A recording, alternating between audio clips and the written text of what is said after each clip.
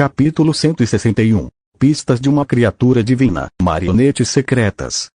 No laboratório bem iluminado, Sunan examinou a estátua alada à sua frente, com uma expressão que mesclava curiosidade e intriga. Tendo entrado em contato com restos mortais divinos e artefatos sagrados da Igreja da Luz Estelar, reconheceu imediatamente o tênue traço de energia da fé dentro da estátua. Embora insignificante, apenas uma fração do que encontrara nos restos mortais divinos, era inegavelmente energia da fé genuína. Deve ser algum tipo de criatura divina, ponderou Sunan. O ambiente atual do continente da luz estelar era incapaz de gerar novas divindades. As divindades antigas, que existiam há pelo menos 10.000 anos, eram todas conhecidas por ele. A forma original da estátua não pertencia a nenhuma delas, tornando altamente provável que fosse uma criatura divina.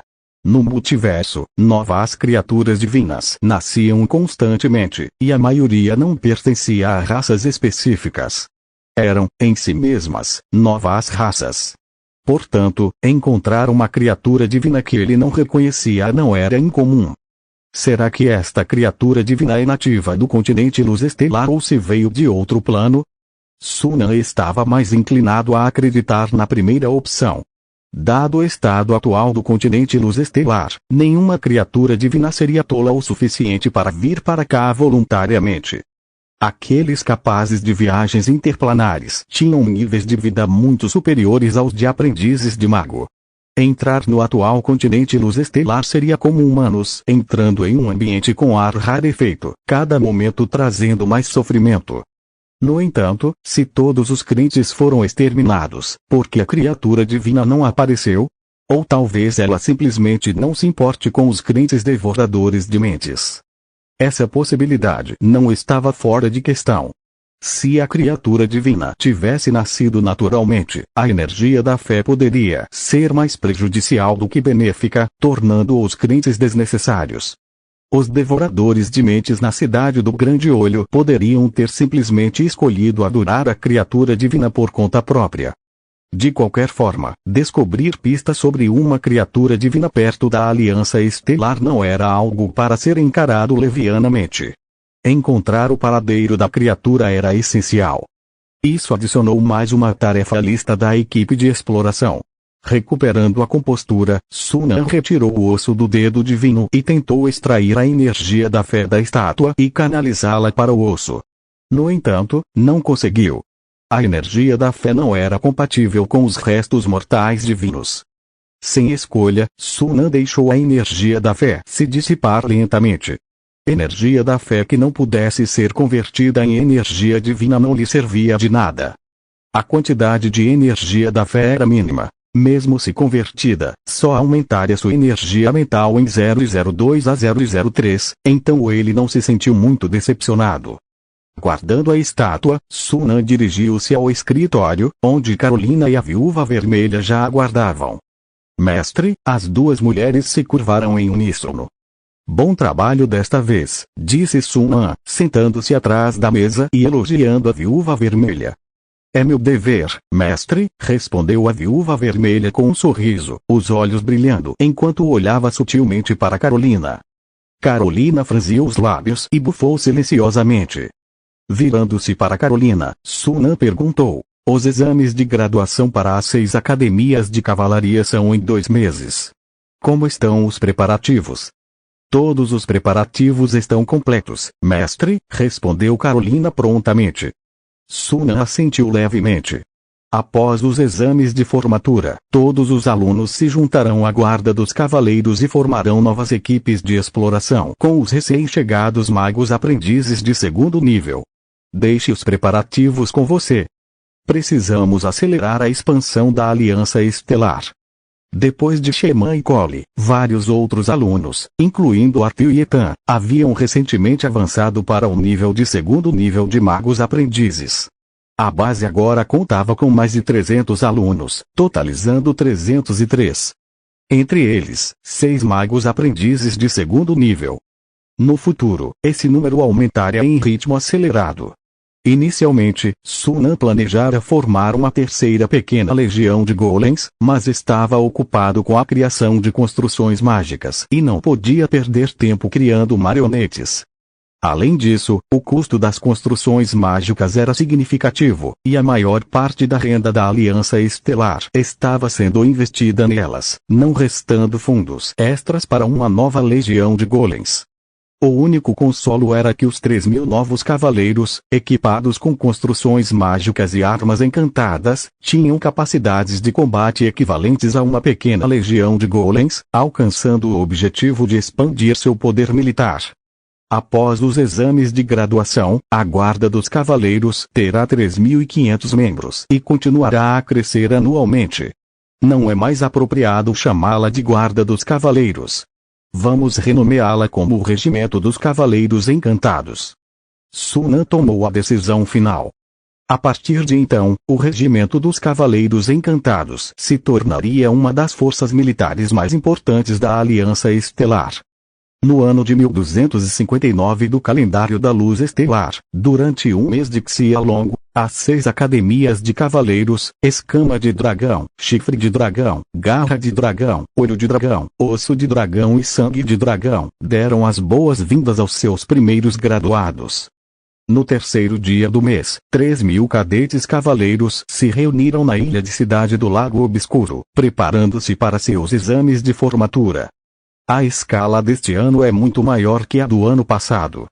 Olhando para o mar de cabeças na ilha, Ruge não pôde deixar de exclamar. Solano riu baixinho. Afinal, este ano temos 6 academias de cavaleiros. Xian, vendo a excitação e o nervosismo nos rostos dos cadetes, não pode deixar de sorrir. Assim que os exames terminarem, nossa guarda de cavaleiros, agora os cavaleiros das runas mágicas, aumentará em número em 6 vezes.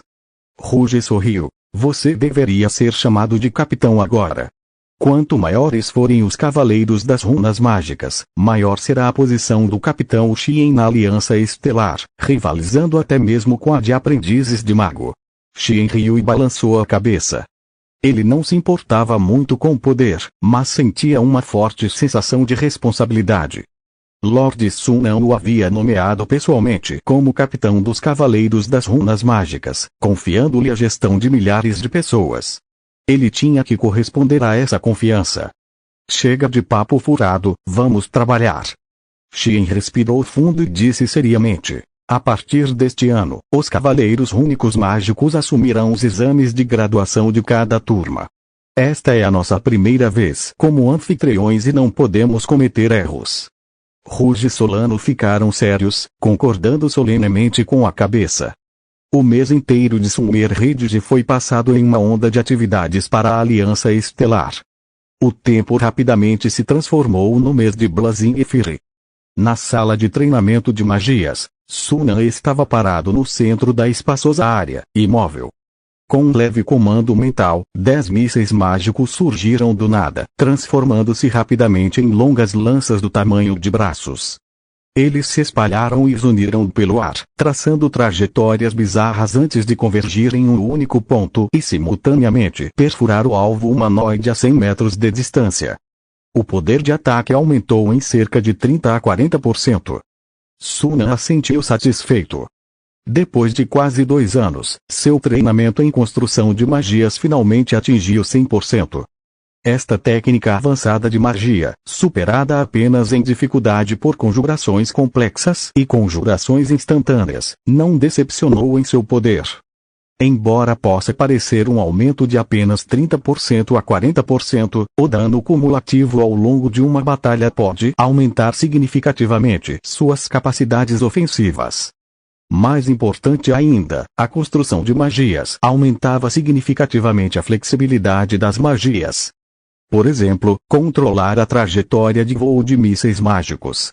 Ou mudar o formato de uma magia de escudo de um escudo de torre de proteção limitado para um escudo de 360 graus. Cúpula protetora abrangente. Magos, aprendizes, que dominavam a construção de magias frequentemente surpreendiam seus inimigos com presentes inesperados durante as batalhas. Qual técnica de magia avançada devo treinar em seguida? Atualmente, as únicas técnicas de magia avançada que Sun An ainda não dominava eram a extensão de magia, que aumentava o alcance de conjuração, a duração da magia, que estendia a duração dos efeitos da magia, e a área da magia, que expande a área de efeito das magias. De fato, essas três técnicas eram igualmente práticas, e escolher qualquer uma delas seria benéfico. Além disso, eram muito mais fáceis de dominar do que as técnicas de magia avançadas anteriores. Com seu poder mental atual, ele estimou que não levaria mais de um ano para dominá-las. Assim, Sun An não hesitou por muito tempo e escolheu a duração da magia. Concluiu uma prática de duração de magia, progresso no treinamento de duração da magia mais 0,02%. Após uma curta sessão de prática, Sun An deixou a área de treinamento de magia. Ele tinha assuntos importantes para tratar hoje e não podia se dar ao luxo de esgotar sua energia mental com a prática. Após capturar a cidade do Olho Gigante, Sun An imediatamente providenciou o desenvolvimento do Veio de Prata sob seu controle. Com o tempo, ele acumulou uma quantidade considerável de mitril, somando-se ao seu estoque existente e ao mitril obtido do tesouro do Devorador de Mentes. Finalmente, ele tinha mitril suficiente para criar uma marionete secreta. Agora ele poderia finalmente começar a criar a marionete secreta. Ao entrar na Floresta do Dragão, Sun An teletransportou-se diretamente para a área da oficina e entrou em sua grande oficina particular. Com a reserva elemental fornecendo um suprimento constante de energia, ele instalou 3 forjas de cristal de mana na oficina, melhorando significativamente sua eficiência. Ativando as forjas de cristal de mana, Sun An aproximou-se de sua bancada, retirou os materiais de seu anel espacial e os colocou sobre a mesa. Respirando fundo, concentrou-se intensamente e iniciou o processo. Anos de intensa criação de marionetes lhe deram uma quantidade extraordinária de experiência. Sua habilidade de criação de marionetes também havia atingido um nível 5. Em termos de criação de marionetes, Sun An estava confiante de que poderia rivalizar com alguns magos experientes e superar em muitos aprendizes de mago. Seja agora ou no passado, nenhum aprendiz de mago se igualava ao seu nível de perícia na confecção de marionetes. A criação de uma marionete secreta é um processo complexo, mas para Sun An, era apenas um pequeno incômodo, não um desafio intransponível. O tempo voava enquanto ele se concentrava em seu trabalho. Só ao anoitecer Sun An finalmente desativou sua mão mágica, respirando fundo e observando com entusiasmo os resultados em sua bancada. Ali jazia uma figura humanoide de metal, tão alta quanto uma pessoa real, brilhando com um leve tom azulado sob a luz. Parecia um guerreiro musculoso, com músculos ondulantes e olhos fechados. Se não fosse pela cor distinta de seu corpo, poderia facilmente se passar por um humano de verdade. Com um pensamento, Sun An ordenou que a marionete secreta abrisse os olhos. Ela saltou da bancada com um movimento rápido e ágil, disparando pela sala como uma bala de canhão. No ar, executou um giro perfeito e pousou firmemente sobre os pés. Ao mesmo tempo, uma lâmina emergiu de sua palma, transformando-se rapidamente na reluzente espada longa de um cavaleiro. Ele lançou a espada no ar algumas vezes, e o som da lâmina cortando o ar ecoou alto. Excelente! Sun An assentiu, satisfeito. O principal material da marionete secreta era o diamante, tornando seu corpo muito mais forte do que um golem de ouro fino.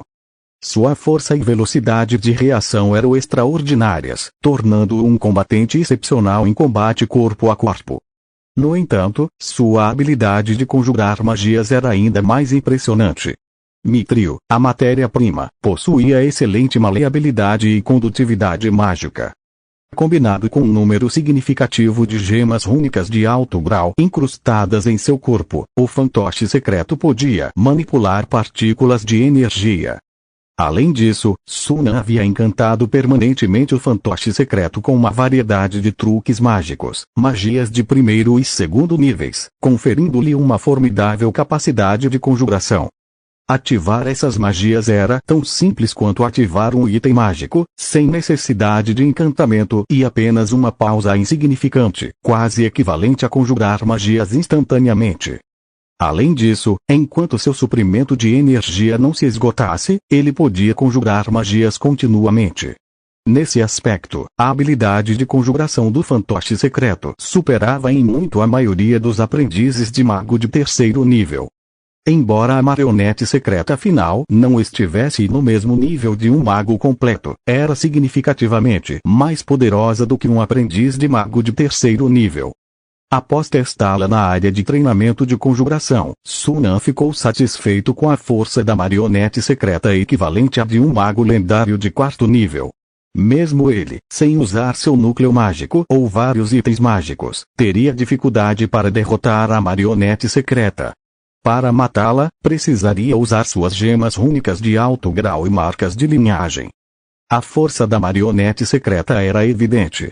Contra aprendizes de mago de terceiro nível como mãos mágicas e boca de sangue, a marionete secreta deve vencer facilmente. Sunan olhou para a marionete secreta, que parecia real, à sua frente. Com outro pensamento, ela derreteu como manteiga aquecida, transformando-se rapidamente em uma bela e esbelta e graciosa beldade de cabelos prateados. Sua pele adquiriu uma maciez branca como leite. A marionete secreta não tinha conceito de gênero ou forma fixa, e sua aparência podia ser alterada à vontade, facilitando a personificação de uma pessoa viva. Mesmo um aprendiz de mago de terceiro nível teria dificuldade em discernir a diferença sem um exame cuidadoso. Sentindo uma onda de alegria, Sunan logo se acalmou, com uma expressão pensativa nos olhos. O custo de criação da marionete secreta foi maior do que ele havia previsto inicialmente.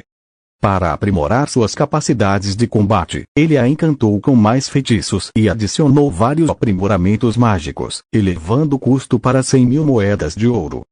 Nos meses desde a conclusão do núcleo mágico, ele acumulou uma quantia significativa de dinheiro, mas esse dinheiro foi quase totalmente esgotado pela criação da marionete secreta.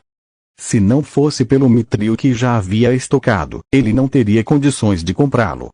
Demorou tanto para acumular 16 quilos de mitril. Levará algum tempo para reunir materiais suficientes para uma segunda marionete secreta. Apesar disso, Sunan não desanimou. A criação bem-sucedida da marionete secreta provou que seu conceito era viável. Na pior das hipóteses, ele só precisaria de mais alguns anos para reunir os materiais necessários. O próximo passo é continuar aprimorando a marionete secreta. Os olhos de Sunan brilhavam de entusiasmo. Comparado às marionetes comuns, a marionete secreta, com sua estrutura mais humana, tinha um potencial de crescimento muito maior. Sua criação bem-sucedida foi apenas o primeiro passo. Havia muitas outras ideias para explorar e verificar. Por exemplo, integrar seu núcleo mágico ou marca de linhagem à marionete secreta. Se bem sucedido, o poder de combate da marionete secreta aumentaria significativamente. Criar mais 4 ou 5 marionetes secretas e combiná-las poderia até resultar em uma marionete tão poderosa quanto um mago completo. Só de pensar nisso, o coração de Sunan disparou de ansiedade. Capítulo 162. O apelo do caçador. A chegada de um grande número de cavaleiros do padrão mágico acelerou significativamente a expansão da Aliança Estelar. Quase todos os meses, as áreas exploradas no mapa militar do escritório de Sunan se expandiam. As tribos indígenas encontradas durante essas explorações pereceram ou se renderam, tornando-se escravas do poderio militar avassalador da Aliança Estelar. No entanto, Sunan ofereceu a essas tribos um vislumbre de esperança. Aqueles que fizeram contribuições significativas para a Aliança Estelar poderiam ascender da escravidão para se tornarem cidadãos, desfrutando de direitos e status iguais aos dos leões e vampiros humanoides. Enquanto a estratégia de exploração da Aliança Estelar prosseguia em ritmo acelerado, Sunan passava a maior parte dos dias trancado em seu laboratório, pesquisando diligentemente maneiras de aprimorar seus fantoches secretos. Com o mordomo de Longlin e os aprendizes da Aliança Estelar como Carolina, Viúva Vermelha e Sherman, Sunan só precisava definir a direção, deixando a implementação para seus subordinados. Ele raramente precisava criar itens mágicos pessoalmente, agindo mais como um supervisor sem intervenção. Esta era a marca registrada de uma organização madura. Quando ele pudesse se ausentar por décadas e a Aliança Estelar ainda funcionasse sem problemas, então seria verdadeiramente uma força madura. Noite adentro, a lua prateada pairava alta no céu. O luar entrava pela pequena janela, iluminando a sala. Sunan sentou-se em uma das pontas da longa mesa, aguardando em silêncio a chegada dos outros membros. Desde que entrara para a cabana secreta, nunca perdera uma única reunião. Mesmo quando não comprava nada, sempre comparecia, sabendo que itens valiosos poderiam aparecer a qualquer momento. Perder um tesouro, como o viajante e a Floresta Negra, poderia ser um erro lamentável. Talvez as lições aprendidas com o viajante e a Floresta Negra tenham tido impacto, já que a maioria dos membros, exceto o caçador, compareceu às reuniões subsequentes. Até mesmo o viajante e a Floresta Negra, que frequentemente se ausentavam, agora tinham uma taxa de presença maior. Esta reunião não foi diferente. Todos os 8 membros, exceto o caçador, estavam presentes. Assim que a coruja anunciou o início da transação, uma figura apareceu repentinamente em um dos assentos. Era o caçador, que todos pensavam ter faltado à reunião.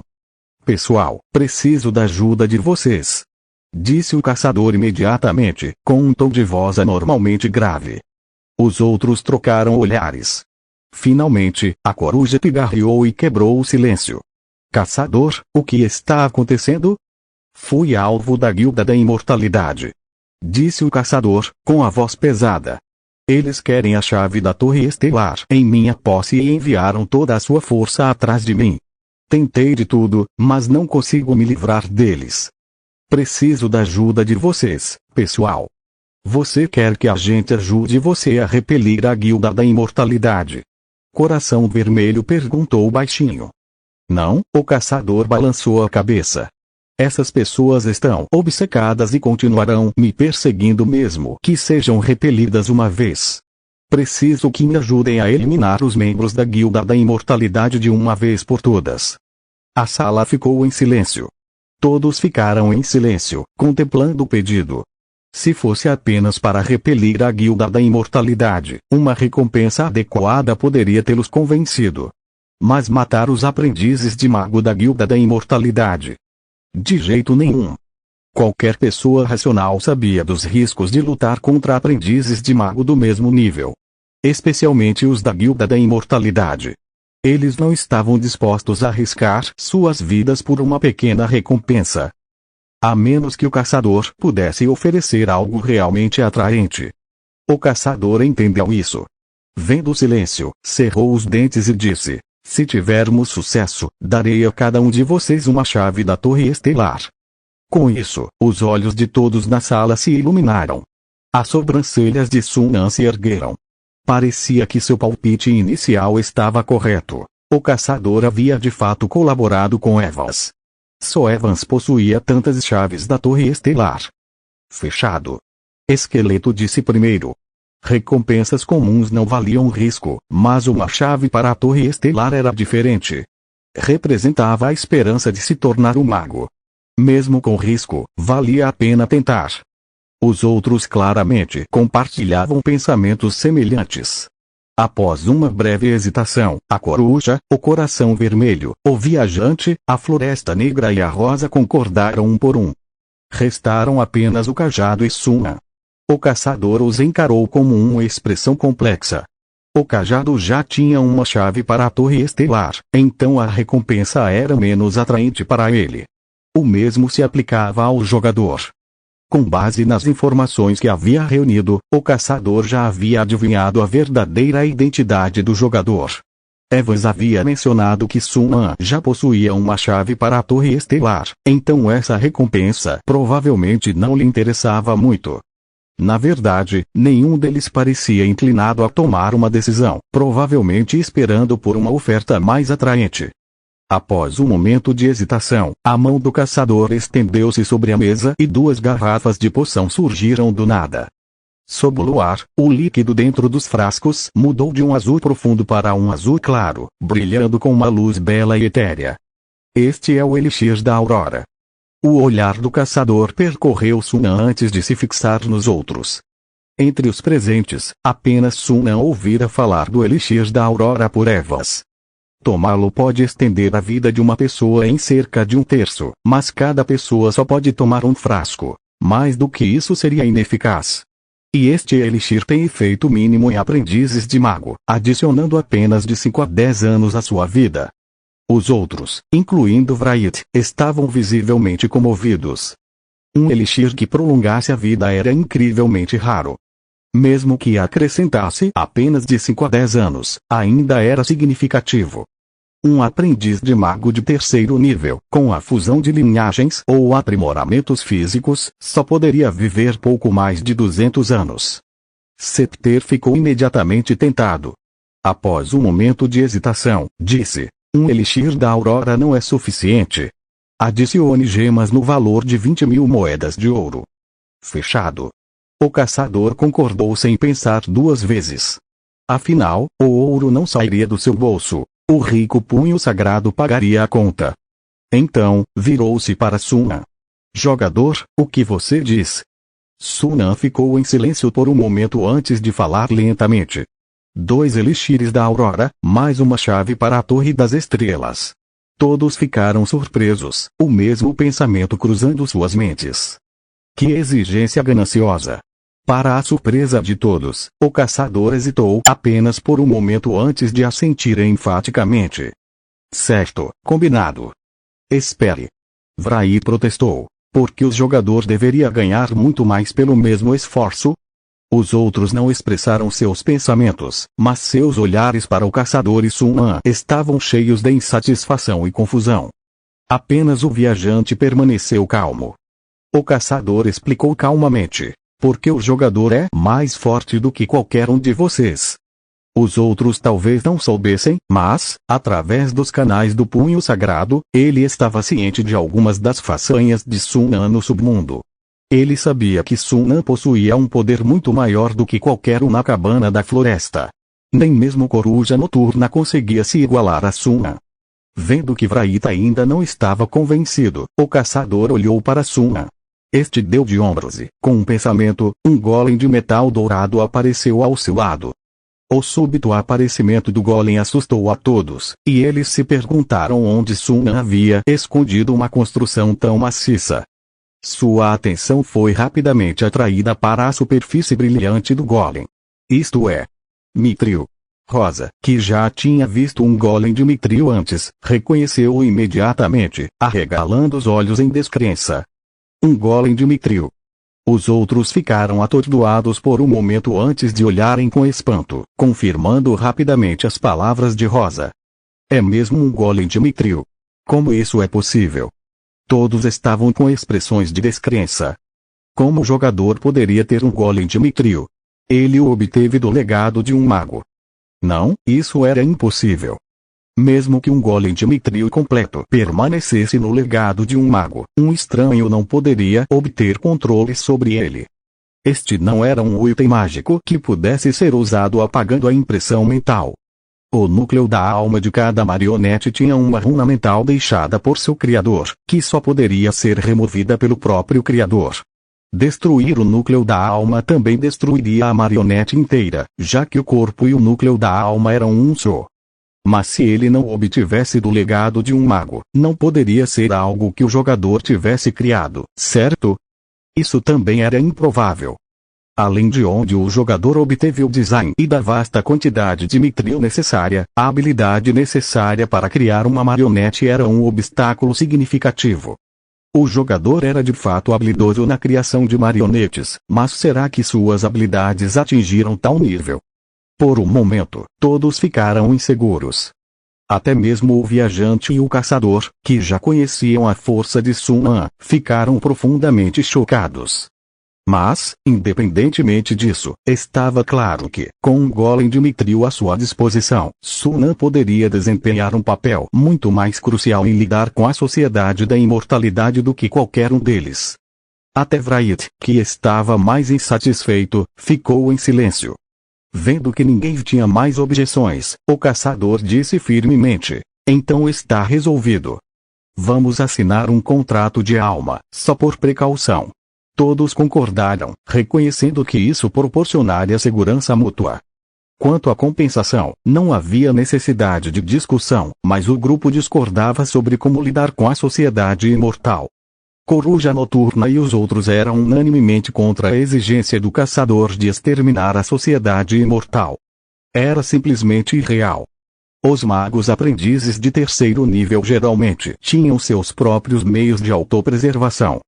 Especialmente aqueles da sociedade imortal, que tinham muitos inimigos e eram amplamente desprezados. O fato de ainda estarem vivos e livres hoje, apesar de seus inúmeros inimigos, indicava claramente que tinham seus próprios meios de se manterem vivos. Derrotar o mago aprendiz de terceiro nível era uma coisa, mas matá-lo era outra, a menos que alguém tivesse poder esmagador. Após alguma negociação, eles finalmente concordaram em eliminar 3 membros da sociedade imortal. Pelo que eu sei, a mão maligna e a boca de sangue da sociedade imortal já estão mortas. Além de Saurol, os membros restantes são Imber, Iro e Escorpião de Pedra. Entre esses 4, se você me ajudar a eliminar quaisquer 3, o acordo está fechado e eu pagarei a indenização acordada. Assim que o caçador terminou de falar, Coruja Noturna o questionou. Você tem um plano específico? O caçador claramente havia pensado nisso e respondeu sem hesitar. A sociedade imortal está me procurando em todos os lugares. Se eu demonstrar o mínimo sinal da minha presença, todos serão atraídos para mim. Podemos armar uma emboscada com antecedência e acabar com todos eles de uma vez. Todos se entreolharam e concordaram com a cabeça. O plano era simples, mas prático. Eu escolherei o local e informarei a todos em 3 dias. O caçador virou-se para a Coruja Noturna. Você poderia abrir a casa do bosque oculto novamente quando chegar a hora. Sem problemas. Coruja Noturna assentiu em concordância. Nesse momento, Sunan falou. Para ter sobrevivido à perseguição da sociedade imortal até agora, é difícil acreditar que você fez isso sozinho. Você deve ter outros ajudantes, certo? Ouvindo isso, todos os outros também perceberam e fixaram o olhar no caçador com grande interesse. O caçador soltou uma risada amarga. Tudo bem, eu não estava planejando esconder. Sim, eu tenho ajuda. Quem? Perguntou Rose, curiosa. Os punhos sagrados. Ah, entendi. Cetro assentiu em compreensão. Não nos deixe no escuro. Floresta Negra insistiu. Quem são os punhos sagrados? Septer sorriu e explicou. Os punhos sagrados não são um único indivíduo, mas uma organização secreta de cavaleiros lendários. Foi fundada há cerca de 300 anos, e seus membros são principalmente cavaleiros lendários de vários países da região sudeste do continente Luz Estelar. Dizem que eles têm mais de uma dúzia de cavaleiros lendários do segundo e terceiro círculo, o que os torna uma força formidável. Isso foi no passado. O tom do caçador tornou-se amargo. Durante as recentes batalhas com a sociedade imortal, os punhos sagrados perderam mais de 20 cavaleiros lendários, incluindo seu líder, Clarence, que era o único cavaleiro lendário do terceiro círculo. Septer balançou a cabeça, mas não disse nada. Para as pessoas comuns, uma organização de cavaleiros lendários era uma entidade formidável. No entanto, comparados à sociedade imortal, que consistia inteiramente de magos aprendizes de terceiro nível, os punhos sagrados eram um tanto deficientes. Sua derrota era totalmente esperada. O surpreendente foi que eles ousaram lutar contra a sociedade imortal até o último homem. Só se podia dizer que a Torre da Luz Estelar era uma tentação irresistível não apenas para os magos aprendizes, mas também para os cavaleiros lendários. Quando a operação começar, os punhos sagrados também fornecerão assistência. Mas os punhos sagrados sofreram pesadas baixas, e apenas alguns cavaleiros lendários permanecem. Não devem ter muitas expectativas. O caçador suspirou. Cetro deu de ombros. Tudo bem. Ao enfrentar um inimigo formidável como a sociedade imortal, qualquer ajuda adicional é bem-vinda. Essa declaração foi recebida com acenos de concordância dos outros. Afinal, seu oponente era a notória Sociedade Imortal. Mesmo entre os magos aprendizes de terceiro nível, todos eles tinham algumas dúvidas lá no fundo. Nesse ponto, mesmo alguns cavaleiros lendários do primeiro círculo seriam um reforço significativo e, na pior das hipóteses, poderiam servir como bucha de canhão. Do grupo, apenas Sun An permaneceu calmo e sereno durante todo o tempo. Alguns meses atrás, ele poderia ter tido algumas preocupações com esta missão. Mas agora, com o fantoche secreto no cubo, ele sentia uma forte sensação de confiança e segurança. Mesmo enfrentando a Sociedade Imortal sozinho, Sun An tinha a confiança necessária para derrotá-los. Por enquanto, está resolvido. Notificarei todos vocês imediatamente assim que escolher o local da emboscada. O olhar do caçador percorreu o grupo e ele disse com sinceridade: conto com todos vocês. Capítulo 163. Emboscada e Aliança. 3 dias depois. A loja do Bosque Oculto se reuniu novamente conforme o planejado. O caçador informou a todos sobre o local da emboscada da Sociedade Eterna. Para a surpresa de todos, o local escolhido para a emboscada foi no submundo, localizado em uma caverna a pouco mais de 200 quilômetros ao norte da Aliança Estelar. Isso foi uma boa notícia para Sun An, pois era perto de seu território. Ele especulou que o caçador também poderia ter considerado esse fator. Se a emboscada à Sociedade Eterna falhasse, eles ainda poderiam recuar para o território de Sun An em busca de abrigo. Com o local da emboscada definido, a operação não estava programada para começar imediatamente. Afinal, os membros da loja do Bosque Oculto estavam espalhados pelo continente e levariam algum tempo para se reunir. Após uma discussão aprofundada, eles finalmente decidiram executar o plano 5 dias depois. Como Sun An já estava perto do local, decidiu usar os 5 dias para se preparar. Embora tivesse o fantoche secreto, sentia-se confiante, mas sabia que a Sociedade Eterna era uma oponente formidável. Era sempre sábio estar bem preparado. Na câmara de meditação, Sun An verificou sua interface pessoal. Seu poder mental estava agora próximo de 52 pontos, e ele seria capaz de construir o 17º anel estelar em cerca de 5 meses. Com 4 técnicas de supermagia, sua verdadeira força de combate já estava entre as melhores de aprendizes de mago de terceiro nível, mesmo sem usar seus trunfos. Em uma luta sem usar meus trunfos, eu deveria ser capaz de me defender contra gente como Boca de Sangue e Mão do Demônio. Isso é mais ou menos o nível de um mago lendário de terceiro círculo. Com a adição do núcleo mágico e vários itens mágicos, eu não teria problemas em enfrentar o mago lendário de quarto círculo. Sun An olhou para o dorso da mão, onde 5 marcas vermelhas brilhantes estavam tatuadas. A marca do Sino da Morte. Uma marca de linhagem criada a partir da linhagem de um atacante do Sino da Morte. Além disso, seu anel espacial continha mais de 100 gemas rúnicas de alto nível. À medida que seu poder mental crescia, a quantidade de energia que ele conseguia manipular também aumentava. Graças a isso, o número de gemas rúnicas de alto nível que ele conseguia sintetizar disparou para 37, com um aumento significativo em poder. Sun An testou as gemas rúnicas de alto nível e descobriu que uma gema era suficiente para romper a defesa do grande anel de guarda. Seu poder era aproximadamente equivalente ao acúmulo de mais de uma dúzia de magias ofensivas do segundo círculo. Era até suficiente para matar instantaneamente um golem de pedra de alto nível. Com tantos trunfos à sua disposição, Sun An estava confiante de que, mesmo enfrentando os aprendizes de mago de terceiro nível de alto nível, teria boas chances de vencer. No entanto, para garantir, Sun An encheu o cubo de síntese com um pequeno exército inteiro de golems, ocupando mais da metade dos espaços do cubo. Além disso, ordenou que os cavaleiros da marca mágica ficassem de prontidão na cidade do Olho Gigante, prontos para se mobilizar a qualquer momento. Depois de todos esses preparativos, Sun An finalmente se sentiu à vontade e permaneceu na cidade do Olho Gigante, aguardando o início da operação. Os 5 dias passaram rapidamente. Sun An chegou ao local da emboscada conforme o planejado. O que o recebeu foi uma caverna enorme, extremamente espaçosa, com um teto liso, diferente de outras áreas cobertas por estalactites. Isso também significava que não havia outras entradas ou saídas no topo da caverna.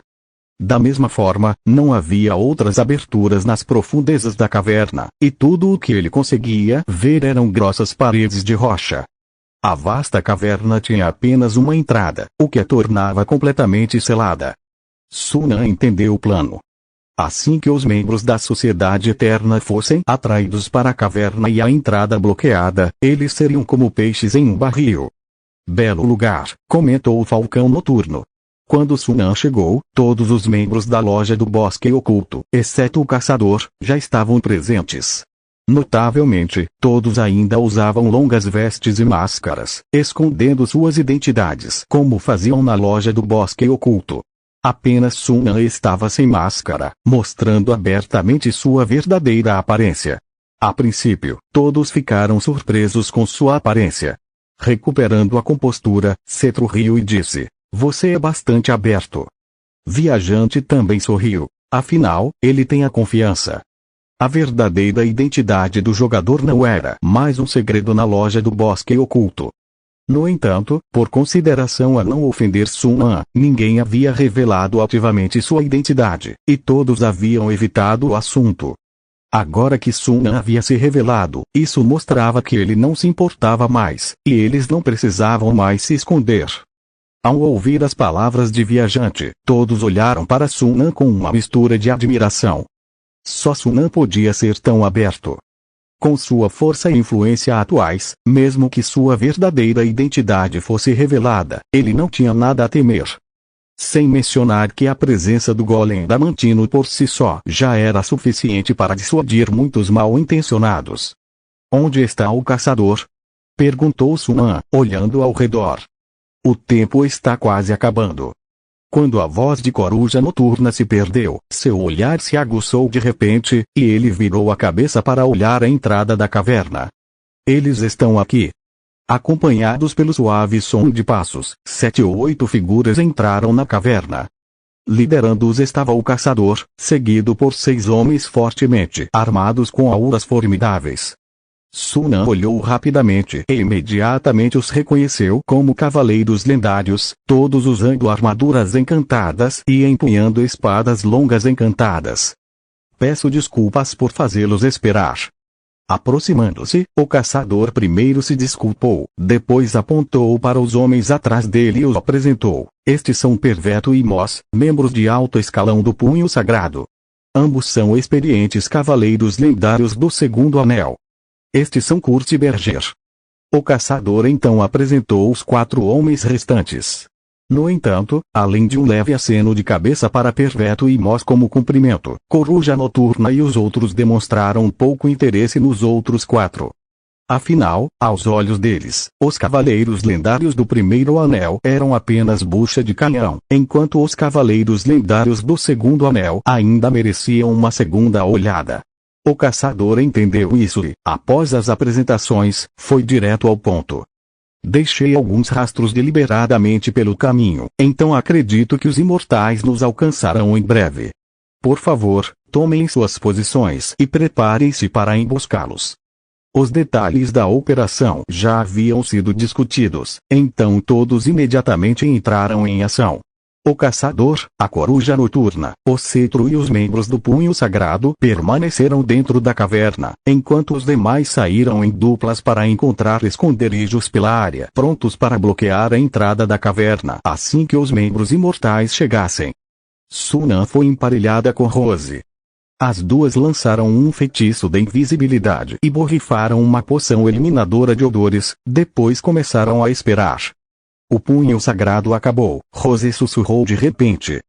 Sunan olhou para ela e assentiu levemente. Uma outrora poderosa organização de cavaleiros lendários havia sido reduzida a apenas 6 sobreviventes e, após esta batalha, ainda menos poderiam permanecer.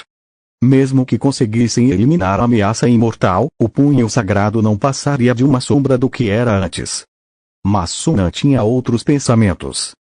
Com base nas informações coletadas até o momento, apenas a Casa da Floresta e a Imortal eram organizações de aprendizes de magos de terceiro nível no domínio sudeste. Juntas, essas duas organizações representavam pelo menos metade dos aprendizes de magos de terceiro nível na região. Após a batalha de hoje, apenas uma permaneceria, e o número de aprendizes de magos de terceiro nível no domínio sudeste diminuiria drasticamente. Pensando bem, já matei 4 aprendizes de magos de terceiro nível. Sun An percebeu que havia contribuído significativamente para a redução de aprendizes de magos de terceiro nível no domínio sudeste. Mas talvez isso não fosse ruim. Os recursos do continente eram limitados, e menos magos aprendizes de terceiro grau significavam mais recursos para os sobreviventes. O Império Ouro Azul tem feito movimentações militares frequentes, insinuando um ataque ao Principado da Luz Estelar. Você está ciente disso? Rose de repente levantou outro assunto. Sun An olhou para Rose, arqueando levemente a sobrancelha. Então, o Principado da Flor Espinhosa enviou você para nos persuadir. Não exatamente. Isso também diz respeito aos meus interesses, admitiu Rose francamente. O Império Ouro Azul dominou o domínio sudeste por séculos, explorando países vizinhos e usando-os como recursos para seu próprio crescimento. Muitos países ferviram de ressentimento, mas não ousam se rebelar devido ao poderio militar avassalador do Império Ouro Azul. Se o Principado da Luz Estelar liderar o ataque contra o Império Ouro Azul, muitos outros países provavelmente o seguirão. A expressão de Sun An era peculiar. Estamos trabalhando juntos para lidar com o Imortal. Você está tentando minar a posição do cetro? Rose deu de ombros, despreocupada. Não sei sobre os outros, mas Septer teve alguns desentendimentos com a família real na juventude e nunca sentiu um forte sentimento de pertencimento ao Império Ouro Azul. Se vocês se movessem, acredito que ele não hesitaria em abandonar o Império Ouro Azul e se juntar a outro país. Com suas habilidades, ele ainda seria um aliado valioso onde quer que fosse. Os olhos de Sun An brilharam e ele mergulhou em profunda reflexão. Como Rose disse, embora a maioria dos magos aprendizes de origem real ou nobre estivesse ligada aos interesses de seus países, exceções como Septer eram raras.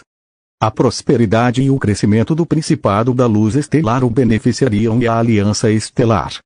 Mesmo que o Principado da Luz Estelar não iniciasse um ataque, a postura agressiva do Império Ouro Azul significava que a guerra era inevitável. Seria melhor formar alianças e tomar a iniciativa agora, garantindo sua posição. Pensamentos percorreram a mente de Sun An, e ele rapidamente tomou sua decisão. Certo, eu transmitirei sua mensagem. Ao ouvir a concordância de Sun An, o rosto de Rose se iluminou de alegria. De repente, seus olhos se estreitaram e ela virou bruscamente a cabeça para olhar ao longe. Sun An também já havia percebido. Do nada, 4 figuras surgiram silenciosamente na entrada da caverna. Além do homem à frente, que parecia relativamente normal em seu longo manto, as outras 3 tinham aparências bizarras e inquietantes. Uma era uma figura graciosa e elegante, com apenas um par de olhos no rosto. A outra era um ser sem forma, feito inteiramente de chamas. Com forma humana indistinta e gênero desconhecido. O último era um homem coberto por uma armadura de obsidiana, com o rosto acinzentado e uma cauda multissegmentada que terminava em uma boca semelhante à de uma lampreia. Era evidente que esses 4 eram Sauro, Elora, Ember e o escorpião de pedra da Sociedade da Eternidade. Sun An não pôde deixar de suspirar interiormente. Incluindo Hugo, boca de sangue e mão de garra que ele já havia matado, os membros da Sociedade da Eternidade pareciam ter uma propensão a se transformar em formas monstruosas. Para eles, suas formas humanas eram dispensáveis, e podiam descartá-las a qualquer momento em busca de poder. Apenas Sauro parecia um pouco normal, mas mesmo isso era incerto. Quem sabia o que ele poderia estar escondendo sob aquele longo manto? Aquele que pudesse suprimir um grupo de monstros poderia muito bem ser o monstro mais poderoso. Talvez para impedir que o caçador escapasse, ou talvez por confiança em sua própria força, os 4 examinaram rapidamente a área e então avançaram para dentro da caverna sem hesitar. No entanto, uma vez lá dentro, descobriram que havia 7 ou 8 outras pessoas presentes, além do caçador. O grupo os observava calmamente. Sauro e seus companheiros imediatamente perceberam que algo estava errado. Viraram-se e viram mais pessoas entrando na caverna, bloqueando sua fuga. Sunan. Sauro reconheceu instantaneamente Sunan, que não estava usando máscara, e rapidamente entendeu a situação. Então, você e o chalé da floresta estão declarando guerra contra nós. Coruja Noturna declarou friamente. Isso é sobre a Torre Estelar e a chance de se tornar um mago. Nenhum aprendiz de mago pode resistir a tal tentação. De fato, Sauro assentiu calmamente. Apesar de estarem cercados por um número muito maior de inimigos, Sauro e os outros 3 permaneceram perturbadoramente calmos. Chega de papo. A boca flamejante de Ember se curvou em um sorriso zombeteiro. Já que estamos todos aqui pela chave da Torre Estelar, vamos voltar. O último sobrevivente levará o prêmio. Justo, não é? Assim que terminou de falar, o corpo flamejante de Ember expandiu-se repentinamente, transformando-se num inferno furioso que se lançou contra Night Owl e o caçador. Os olhos de Night Owl se contraíram enquanto ele interiormente o amaldiçoava por ser um louco. Antes da emboscada, o caçador havia fornecido informações sobre a Sociedade da Eternidade ao grupo. Um ponto-chave era que a maioria dos membros da Sociedade da Eternidade sofria de rejeição de linhagem, levando a mudanças drásticas de personalidade, incluindo loucura extrema e distorções psicológicas. Ember era um deles. Ele havia se fundido com a linhagem ancestral do fantasma reverenciado do magma, concedendo-lhe controle sobre o fogo e as almas. Sua natureza era sanguinária e maníaca, e ele sentia prazer em torturar almas. Um verdadeiro louco. Suas ações agora confirmavam isso. Em uma situação em que estavam emboscados e cercados, ele ainda assim iniciou um ataque, investindo contra os inimigos sozinho. Só um louco faria algo assim. Apesar de seus pensamentos, Coruja Noturna e o Caçador não hesitaram. Eles simultaneamente lançaram seus feitiços preparados, concentrando seus ataques em brasa. A batalha começou. Ao mesmo tempo, os outros membros da Casa da Floresta e os membros do Punho Sagrado, incluindo Pivido, avançaram em direção a Sauro e seus companheiros. Escorpião de Pedra. Sauro latiu de repente. No momento em que ele falou, a boca blindada de obsidiana do escorpião de pedra se abriu, emitindo um grito ensurdecedor que pareceu perfurar os tímpanos. O grito se transformou em uma onda sonora que se espalhou, fazendo as paredes e o teto da caverna racharem e ruírem com uma série de sons agudos. Rochas começaram a cair. Antes que alguém pudesse reagir, houve um estrondo alto, e a caverna desabou. Capítulo 164. Você é o único que está sozinho. Ninguém esperava que o inimigo fizesse tal movimento. Pegos de surpresa, eles nem conseguiram escapar da caverna antes de serem soterrados pelas enormes pedras que choviam de cima. Bum! A caverna explodiu em uma cacofonia de barulho e poeira. Sunan sentiu o mundo escurecer diante de seus olhos, e o chão sob ele desapareceu, fazendo despencar. Em uma fração de segundo, Sunan ativou decisivamente seu núcleo de padrão mágico, envolvendo todo o seu corpo. Combinado com a proteção de seu anel de defesa extrema e feitiço de escudo, as pedras caindo de cima não poderiam machucá-lo nem um pouco. Ele então ativou o feitiço de levitação em seu manto de invisibilidade, estabilizando rapidamente sua descida e pairando no ar. Gradualmente, o rugido em seus ouvidos começou a diminuir. Nenhuma outra pedra choveu de cima. Só então o Sunan teve um momento para observar seus arredores. Ele se viu em outra caverna enorme. A única diferença era uma abertura irregular de aproximadamente 7 a 8 metros de largura no teto, que levava para cima, na escuridão. Era de lá que ele havia caído. O mundo subterrâneo era complexo, como uma colmeia gigante e ainda mais intrincada. Uma caverna levava a outra, e Sunan não se surpreendeu com isso. O que o surpreendeu foi a magnitude do ataque do escorpião de pedra, que derrubou toda a caverna e alterou o terreno ao redor. Isso definitivamente não era algo que os feitiços ou itens mágicos de um aprendiz de mago poderiam alcançar. Talvez uma habilidade de linhagem sanguínea, ponderou Sunan. Era provavelmente uma habilidade direcionada para manipular terra e pedra para alterar o ambiente. Caso contrário, se o verdadeiro poder do escorpião de pedra pudesse causar mudanças tão amplas, seria comparável ao de um mago completo. Teria sido mais eficiente matá-los todos na hora em vez de armar aquela armadilha elaborada. No entanto, isso havia quebrado o cerco. Se os membros da Sociedade da Imortalidade aproveitassem a oportunidade para escapar, sua missão seria um fracasso.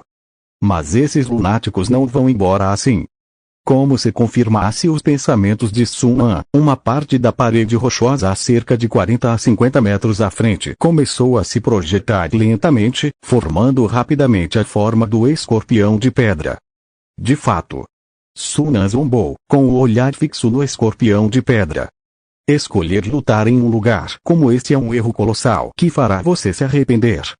O escorpião de pedra se desprendeu da parede rochosa, pairando no ar, e olhou para Sunan com um olhar que lembrava o de um predador observando sua presa cair em uma armadilha. Este é o meu domínio. Em um lugar cercado por terra e pedra, ninguém se compara a mim. Os olhos de Sunan percorreram a cauda do escorpião, e ele riu de repente. Não haja tão misteriosamente. É apenas o grito destruidor, não é? Você é um cantor de pedra, mas está fingindo ser uma criatura da terra. A expressão do escorpião de pedra congelou e suas pupilas se estreitaram. Como esse cara sabia? Cantores de pedra eram extremamente raros. Se não fosse por sua fusão com o sangue de um cantor de pedra, ele nem saberia que uma linhagem tão antiga existia. Ele nunca havia revelado sua linhagem a ninguém, nem mesmo aos seus companheiros da Sociedade da Imortalidade. Como esse cara o enxergava tão facilmente? Ao ver a expressão incerta do escorpião de pedra, Sunan riu interiormente. Em sua vida anterior, ele havia encontrado um mago que havia se fundido com uma linhagem de cantor de pedra. As características externas eram ligeiramente diferentes do escorpião de pedra à sua frente, então ele não o reconheceu a princípio. No entanto, assim que o escorpião de pedra usou o grito destruidor, uma habilidade característica da linhagem dos cantores de pedra, ele imediatamente fez a conexão. Os cantores de pedra eram criaturas aterrorizantes e peculiares, compostas de pedra flexível e deformável. À primeira vista, pareciam escorpiões. Eles se destacavam no uso de seus cantos para manipular terra e pedra, criando efeitos semelhantes aos feitiços dos elementais da terra. É claro que o que os humanos ouviam como seus cantos eram apenas ruídos penetrantes. Sua capacidade de manipular terra e pedra era inferior à dos elementais da terra, mas eles possuíam poderes de petrificação. Criaturas perfuradas pela cauda de um cantor de pedra seriam petrificadas. Depois, o cantor de pedra arrastava a presa petrificada de volta para sua toca, forçando-a a ouvir seu canto. Quando faminto, ele a consumia para se sustentar. Sunan lembrou que os cantores de pedra não existiam mais no continente luz estelar. Mesmo no futuro, durante a era do renascimento elemental, os magos tinham que capturar cantores de pedra de outras dimensões. A capacidade do escorpião de pedra de se fundir com a linhagem de um cantor de pedra foi um golpe de sorte incrível. No atual continente luz estelar, esta era uma das poucas linhagens ancestrais poderosas que não alteravam a personalidade e tinham rejeição insignificante. Seu conhecimento é bastante surpreendente. O escorpião de pedra recuperou a compostura e zombou. Infelizmente, isso não mudará seu destino. Agora que você e seus companheiros estão separados, você está sozinho. Eu vou te matar primeiro, depois lidar com os outros. Seu tom gélido estava repleto de intenção assassina. Sunan permaneceu imperturbável, sorrindo levemente. Quem está sozinho é você. Enquanto falava, inúmeras névoas cinzentas surgiram de repente ao redor do escorpião de pedra, fundindo-se rapidamente em enormes sombras cinzentas de garras. Elas então se lançaram em sua direção com um assobio penetrante. Garras da perdição. O rosto do escorpião de pedra empalideceu. Não seria essa a habilidade do Anel da Perdição, um item mágico menor de nível leve? Mas ele tinha certeza de que o Anel da Perdição só podia invocar uma Garra da Perdição. Sunan ficou um tanto surpreso por Escorpião de Pedra ter reconhecido as Garras da Perdição, indicando que provavelmente havia lido sobre elas em algum livro de mago. Conhecendo o poder de um item mágico menor de nível leve, Escorpião de Pedra não pretendia resistir de frente e imediatamente se esquivou. No entanto, as 4 garras da perdição o perseguiram implacavelmente, como uma doença persistente. Desesperado, Escorpião de Pedra soltou um longo uivo, fazendo com que as paredes rochosas ao redor rachassem e se estilhaçassem, com numerosos fragmentos convergindo para formar uma espessa barreira de rocha à sua frente. Crack! As 4 garras da perdição instantaneamente destruíram a barreira rochosa, mas, naquele momento, o escorpião de pedra preparou seu feitiço e emitiu um grito estridente. Onda sonora destruidora. Aprimorada pela linhagem do cantor de pedra, o poder da onda sonora destruidora foi multiplicado várias vezes, distorcendo visivelmente o ar e transformando as garras da perdição em nuvens de fumaça cinzenta que se dissiparam lentamente. No entanto, antes que o escorpião de pedra pudesse comemorar, mais névoas cinzentas surgiram do vazio, formando novamente 4 garras da perdição que se lançaram contra ele. O rosto do escorpião de pedra se contorceu em choque, e ele olhou para Sunan, que estava removendo 4 anéis de sua mão esquerda e os substituindo por 4 novos. No segundo seguinte, mais 4 garras da perdição apareceram. Ao ver isso, o rosto do escorpião de pedra se contorceu em uma mistura de horror e inveja. Esse cara tinha mais de uma dúzia de anéis da perdição. Ele estava vendendo itens mágicos menores de nível leve em grandes quantidades. Por que ele tinha tantos itens mágicos menores de nível leve? Desta vez, o escorpião de pedra não conseguiu se esquivar. Após usar toda a sua força para destruir 4 garras da perdição, as 4 restantes perfuraram seu corpo. Um som sibilante sinistro preencheu o ar enquanto a energia corruptora percorria o corpo do escorpião de pedra, fazendo-o enrijecer no ar e soltar um grito lancinante. Mas a parte verdadeiramente aterrorizante ainda estava por vir. Mais 4 garras da perdição surgiram do vazio. Espere, como apareceram mais? De novo. Ao ver as inúmeras sombras cinzentas de garras à sua frente, os olhos do escorpião de pedra se encheram de terror e descrença. Quantos anéis da perdição Sunan tinha? Ufa! Mais de uma dúzia de garras da perdição atravessaram o corpo do escorpião de pedra quase simultaneamente, sugando sua vitalidade e desferindo um golpe severo em sua alma. Na percepção de Sunan, a energia da alma do escorpião de pedra enfraqueceu a ponto de se tornar como uma chama tremeluzindo ao vento. Após um golpe tão forte, o escorpião de pedra caiu do ar com um baque. O raio disparou à distância, perfurando sua testa.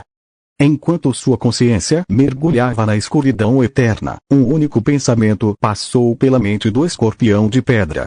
Aquele que estava sozinho era de fato ele. Sunan, embora sozinho, possuía uma quantidade absurda de itens mágicos menores de nível leve. Teria sido melhor enfrentar vários aprendizes de mago de 3º nível. A 100 metros de distância, Sunan retirou lentamente a mão e olhou para os 4 anéis em sua mão esquerda. O ambiente da caverna subterrânea era de fato adequado às habilidades da linhagem do cantor de pedra. Se o escorpião de pedra tivesse tomado a iniciativa, lidar com ele teria sido muito mais difícil. Assim, Sunan usou decisivamente mais de 20 anéis da perdição para resolver a situação rapidamente. Pena que este aprendiz de mago de 3º nível, tão forte quanto Boca de Sangue Mão Mágica, nem sequer teve a chance de utilizar plenamente suas habilidades antes de ser esmagado pela vantagem de equipamentos de Sunan. Se soubesse que Sun ainda tinha mais de 20 anéis da perdição em seu anel espacial, poderia ter se desesperado e batido a cabeça contra a parede. Substituindo os anéis da perdição, Sun expandiu sua percepção mental para examinar os arredores. Infelizmente, os campos magnéticos naturais e as condições geológicas do mundo subterrâneo limitavam bastante as técnicas de percepção mental. Após um momento de busca infrutífera, Sun balançou a cabeça e escolheu aleatoriamente uma direção para voar adiante. Uau! Ondas de fogo se chocaram contra as paredes rochosas, queimando e rachando instantaneamente a superfície. A caverna ecoou com a risada maníaca de Imbershad. Ele havia se transformado em um gigante flamejante de 60 metros de altura com uma aparência demoníaca, sua cabeça quase tocando o teto. Ele balançou seus punhos enormes, atacando implacavelmente Septer, Traveler e os outros. O calor intenso elevou a temperatura do ar, fazendo-se deformar e distorcer. A vasta caverna havia se transformado em um inferno escaldante. Em um canto, vários corpos carbonizados jaziam esparramados. Pertenciam a membros do Punho Sagrado. No início da batalha, os poucos cavaleiros lendários do primeiro círculo foram rápida e decisivamente abatidos por Imbershad, incapazes de oferecer muita resistência. Um bando de ratos dos esgotos! Gritou. Vocês vão continuar se escondendo. Provocou Imbershad, tentando provocar Septer e os outros para um confronto direto. No entanto, eles permaneceram inabaláveis. Um tênue brilho dourado envolveu Septer, protegendo-o do calor intenso e concedendo-lhe velocidade e agilidade incríveis para se esquivar dos socos de Imbershad. A fonte da luz dourada era o cetro que ele segurava na mão. Momentos antes, à vista de todos, Septer havia extraído este cetro dourado, adornado com inúmeras gemas raras, de dentro de seu corpo. Enquanto isso, Traveler contava com a proteção do ramo do espírito verde, imune ao calor e às chamas. Cada vez que Imbershad o atingia, a luz verde ao redor do corpo de Traveler desviava os golpes. Comparados a Traveler e Septer, Pavedo e Moz estavam em situação muito pior. Eles só conseguiam usar poderes elementais para resistir ao calor, e logo seus rostos mostravam sinais de fadiga, claramente tendo gasto muita energia. Septer percebeu isso e franziu a testa interiormente. Ele ergueu seu cetro dourado, e um raio dourado disparou de sua ponta, perfurando o ar a 100 metros de distância e criando ondulações. No instante seguinte, um casco semelhante ao de uma fera emergiu das ondulações. Em seguida, outro pé, um tronco, braços e uma cabeça se seguiram. Logo, uma criatura com cabeça canina e corpo humano surgiu no ar. À primeira vista, parecia um homem com cabeça de cachorro. Mas um olhar mais atento revelou diferenças significativas. Ao contrário dos homens com cabeça de cachorro, sujos e fracos, essa criatura com cabeça de cachorro era robusta e musculosa, irradiando uma aura heróica e feroz. Usava uma armadura finamente trabalhada e empunhava uma espada larga de lâmina larga. Espírito cabeça de javali. Traveler foi pego de surpresa, lançando um olhar surpreso para Septer. Era um ser extraplanar raro e poderoso, e Septer conseguira invocá-lo. Seria uma invocação aleatória ou um alvo específico vinculado a um contrato. O espírito cabeça de javali imediatamente mirou em seu alvo e avançou contra Imbershad como uma flecha. Imbershad desferiu um soco enorme, mas o espírito cabeça de javali se esquivou facilmente e brandiu sua espada, cortando o braço do gigante flamejante. Apesar de a espada ter apenas 2 metros de comprimento, ela cortou com precisão o braço flamejante de 4 a 5 metros de largura. Imbershad soltou um grito ensurdecedor, agarrando o braço e cambaleando para trás. Os olhos de Traveler brilharam. Então era isso. Os ataques do espírito cabeça de javali eram imbuídos de uma poderosa energia positiva, o que era um contra-ataque perfeito à forma gigante flamejante de Imbershad, uma combinação de elementos de fogo e energia negativa. Mas antes que Traveler pudesse se alegrar plenamente, ouviu uma repentina corrente de água. Olhando para cima, viu uma torrente de água caindo, preenchendo todo o seu campo de visão. Bum! A onda atingiu o Traveler, a força quase o derrubando do ar. A mente do viajante acelerou, e a luz verde ao redor de seu corpo se intensificou. No segundo seguinte, a água ao seu redor desapareceu sem deixar vestígios. Olhando ao redor, o chão e as paredes estavam secos, sem sinais de umidade. Não muito longe, o rosto de Septer estava sombrio. Naquele breve momento, o espírito cabeça de javali foi vítima de uma ilusão e rapidamente morto por Embershah de Hiro. De novo. Septer fervia interiormente. Isso acontecera mais de uma vez desde o início da batalha. Sempre que estavam prestes a ganhar vantagem, Hiro, escondida nas sombras, intervinha e mudava a maré. Suas habilidades de ilusão eram excepcionalmente fortes, e mesmo com as informações da caçadora e o uso de poções de clareza para aumentar sua resistência a ilusões, eles não conseguiram combatê-la completamente. Se não fosse pela interferência de Hiro, Septer e Viajante já teriam derrotado Embershah há muito tempo. Capítulo 165. Uma clara lacuna de força, droga. Ao ver o braço do braço cinzento totalmente restaurado e investindo contra ele novamente, o cetro não teve escolha a não ser cerrar os dentes e se preparar para o ataque. Ele estava bem ciente da estratégia do inimigo, cansara ele e ao viajante. Assim que mostrassem sinais de fraqueza, o Hiro oculto atacaria como uma cobra venenosa, desferindo um golpe letal. Quanto a Puido e Moss, ele já os havia descartado. Nem o braço cinzento, semelhante a um gigante de chamas, nem o evasivo Hiro tinham os meios para lidar com a situação de forma eficaz. Seu único papel era ajudar a suportar alguns dos ataques do braço cinzento. Ah, é inútil. Você não é páreo para nós. A caverna ecoou com a risada maníaca do braço cinzento, fazendo com que pedras se desfizessem das paredes. Bam!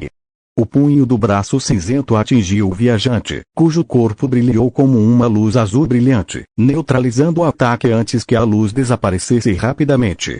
Ao mesmo tempo, o viajante sentiu uma tontura repentina, como se um par de olhos azuis brilhantes tivesse aparecido diante dele. Sua espinha formigava de frio, e ele mordeu a língua com força, recuperando rapidamente os sentidos. Infundiu energia mental no ramo do espírito verde. À medida que a luz azul se intensificava, a tontura desaparecia. Droga! Praguejou o viajante baixinho. As ilusões daquela mulher eram implacáveis, e qualquer pequeno lapso em suas defesas resultaria em um golpe imediato. Se isso continuasse, a derrota seria inevitável.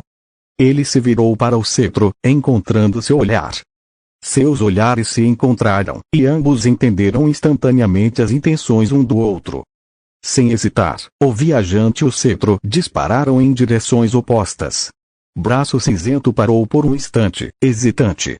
Quem eu deveria perseguir? Ou eu deveria me separar de Hiro para persegui-los? Fazer isso quebraria a força combinada deles.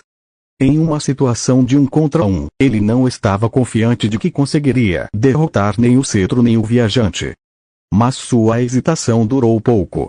Um assobio abafado preencheu o ar, e uma poderosa rajada de vento varreu a caverna. O cetro, o viajante, Puido e Moss congelaram, com os olhos aturdidos. Ah, Hiro, você nunca deixa de impressionar. Riu o braço cinzento, estendendo a mão para agarrar Puido e Moss.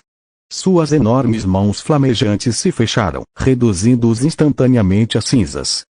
Ele então avançou e acertou o viajante com um único soco, mandando-o voando para o lado do cetro. O cetro e o viajante finalmente se libertaram da ilusão, apenas para se verem cercados por um anel de fogo flamejante, sem deixar escapatória. Seus corações afundaram no peito. A mulher escondida nas sombras, com suas insidiosas habilidades de ilusão, era uma ameaça implacável e imprevisível. Sem uma maneira de eliminá-la, quer tentassem escapar ou derrotar Braço Cinzento, estavam condenados. Mas a mulher permaneceu escondida, e eles não tinham como enfrentá-la. Parem de lutar. Rendam-se e sofrerão menos. A voz zombeteira de Braço Cinzento ecoou por todos os lados do anel de fogo. O cetro e o viajante o ignoraram, tentando se libertar mais uma vez. De repente, um estrondo alto encheu seus ouvidos. Virando-se para a fonte, viram um enorme buraco explodir na impenetrável parede de fogo, e uma figura avançou através dele. Reconhecendo a recém-chegada, os rostos do cetro e do viajante se iluminaram de alívio. Sunan. Sunan olhou para o cetro e o viajante antes de examinar os arredores. Essas chamas eram obra do aprendiz de mago da Sociedade Eterna, Braço Cinzento. É você. As chamas ao redor tremeluziram, e a voz profunda de Ashen Arn ressoou, tornando-se mais intensa. Momento perfeito. Eu também cuido de você. Com a ajuda de Hiro nas sombras, Ashen Arn estava confiante de que conseguiria derrotar 3 aprendizes de mago do mesmo nível. Ele riu loucamente enquanto uma torrente de chamas descia como uma inundação furiosa, caindo sobre os 3. Ao mesmo tempo, uma estranha onda de energia os envolveu. Sunan sentiu uma mudança repentina em sua visão, e incontáveis fantasmas aquáticos espectrais com cabelos desgrenhados apareceram, investindo contra ele. Uma ilusão, Eren. Sunan deduziu rapidamente a situação.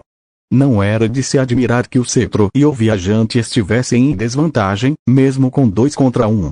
Havia outro inimigo à espreita nas sombras, atacando-os. Devia ser Hiro, a mulher conhecida por suas excepcionais habilidades de ilusão. Mesmo sabendo que era uma ilusão, Sunan ainda conseguia sentir a presença sinistra e arrepiante, e a densa energia negativa que emanava dos fantasmas aquáticos. Esse era o poder das ilusões. Mesmo que você soubesse que era uma ilusão, se não conseguisse quebrá-la, o dano que causaria seria real. Sem hesitar, a mente de Sunan cintilou, e um padrão cor de sangue nas costas de sua mão direita de repente brilhou em vermelho antes de desaparecer. Ao mesmo tempo, um som de sino surdo e estrondoso ressoou pelo ar, ecoando por toda a caverna.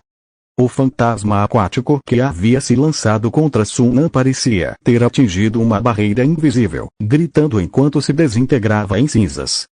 Das sombras no canto da caverna, uma figura graciosa saiu cambaleando, apertando o peito com força. Seus olhos azuis brilhantes mostravam sinais de dor. Era Hiro. O ataque da onda sonora da marca do sino da morte era unidirecional e indiscriminado.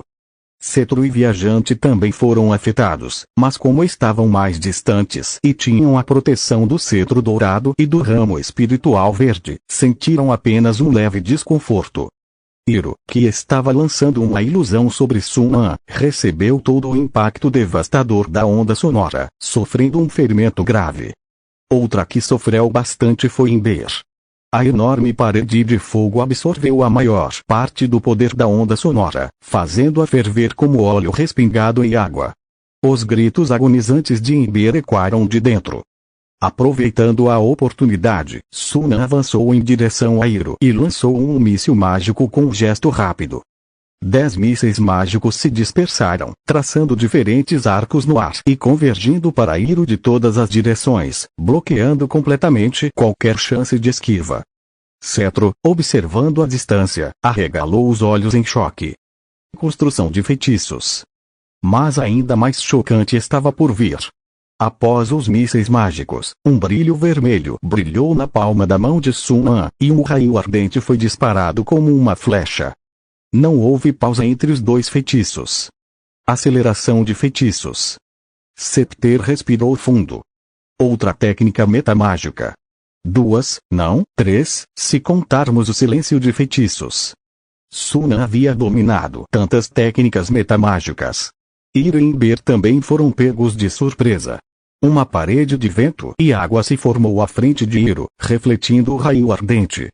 No entanto, os mísseis mágicos vindos dos lados e de trás dela eram impossíveis de desviar. Hiro teve que suportar os golpes, e o escudo invisível ao seu redor se estilhaçou instantaneamente. A força restante atingiu suas defesas mágicas, causando ondas. O poder dos feitiços deixou Hiro atordoada. Isso estava muito além de um feitiço típico de segundo nível. Não era apenas o aumento de poder da construção de feitiços. A força mental de Sunan devia ser extraordinariamente alta. Apesar das informações coletadas pela Sociedade da Imortalidade indicarem força formidável de Sun An, Hiro só sentiu verdadeiramente o peso daquelas palavras naquele momento. Em apenas algumas respirações, ela e Ember foram feridas, e a situação favorável se inverteu completamente, superando em muito suas expectativas. Morra! Rugiu Ember, e um mar de chamas avançou em direção a Sun An, com a intenção de engoli-lo e reduzi-lo a cinzas.